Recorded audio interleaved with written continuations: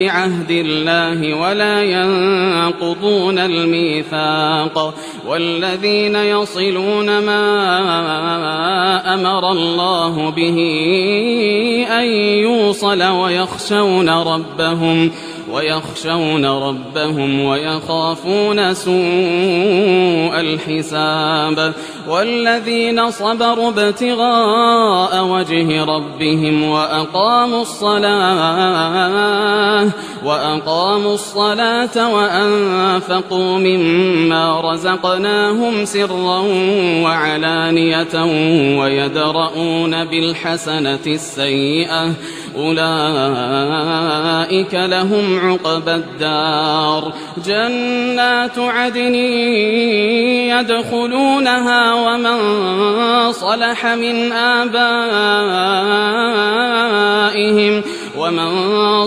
من آبائهم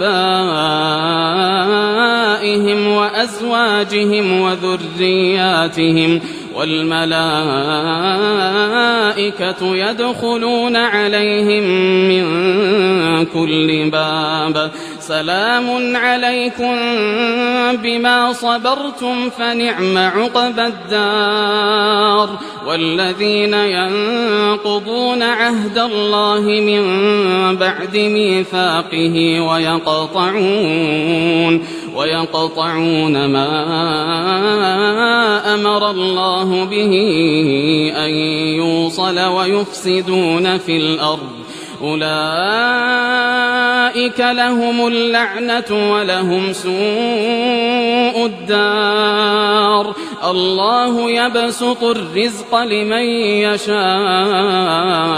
ويقدر وفرحوا بالحياة الدنيا وما الحياة الدنيا في الآخرة إلا متاع ويقول الذين كفروا لولا أنزل عليه آية من ربه قل إن الله يضل من يشاء ويهدي إليه من أناب الذين آمنوا وتطمئن قلوبهم بذكر الله ألا بذكر الله تطمئن القلوب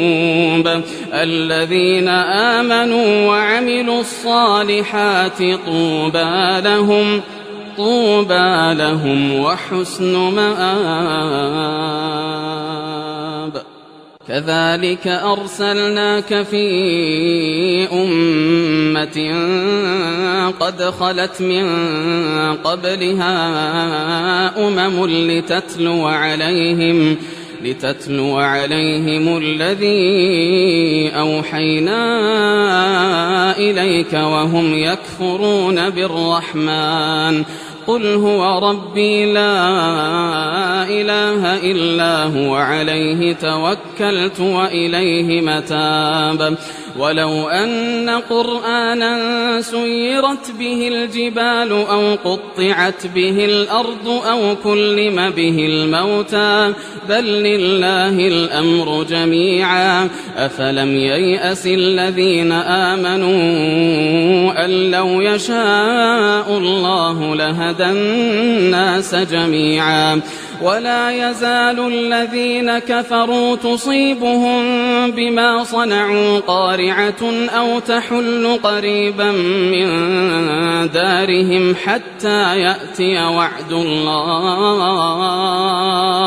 إن الله لا يخلف الميعاد ولقد استهزئ برسل من قبلك فأمليت للذين كفروا ثم أخذتهم فكيف كان عقاب أفمن هو قائم